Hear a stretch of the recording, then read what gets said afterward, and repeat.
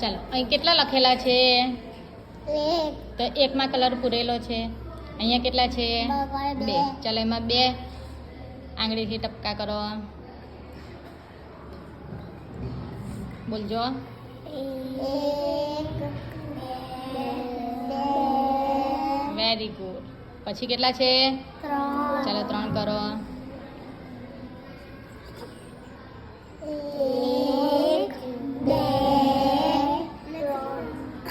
ત્રણ. Very good. પછી કેટલા છે? ચાર. ચાલો 4 કરો. એક. બે. ત્રણ.